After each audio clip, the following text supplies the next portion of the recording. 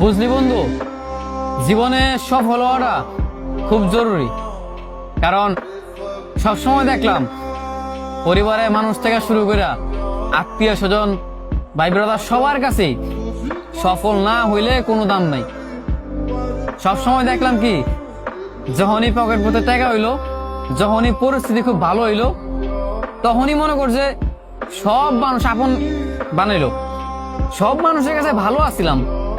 কিন্তু যেই দেখলাম পকেটটা শূন্য, প্রতিষ্ঠিত হইতে পারলাম না, নিজের এখনো সাকসেস দিতে পারলাম না, সব জায়গা যখন ব্যর্থ দেখলাম, সেই মুহূর্তে দেখলাম যে পরিবারের মানুষ থেকে শুরু কইরা ভাই ব্রাদার বন্ধু বান্ধব সব মানুষই, সবার কাছে আমি পর।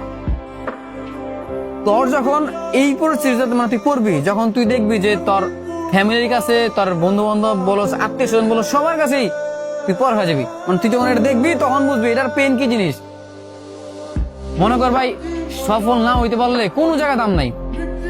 আর পুরুষ মানুষ তো, পুরুষ মানুষের আরো আগে দাম নাই।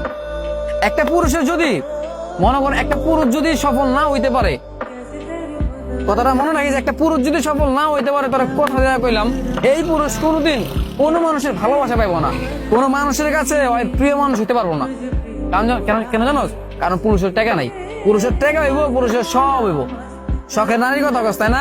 ওই যে নারী ভালোবাসে, শখের নারীর কাছেও অপ্রিয় হইব। কথাটা মিলাই লইস, কথাটা খালি মনে রাখবি। একটা সময় পর দেখবি আজকে তোরা যেই মানুষটা কয় না ভালোবাসি ভালোবাসি, তোর তোমার জন্য আমি সবকিছু করতে রাজি, এই কথাটা যে কয় না, একটা সময়ের পর গিয়ে দেখবি তোর এই মানে এই সেম কথাটা অন্য একটা মানুষকে কইব। কেন জানোস? সময়ের পরিবর্তনে তোর সময় যদি আজকে খারাপ হয়, বা এখন তোর সময় খারাপ না, তুই দেখ তোর শখের নারী অন্য মানুষও এই কথাটা কইতাস। অবশ্য তুই যদি সফল হইতে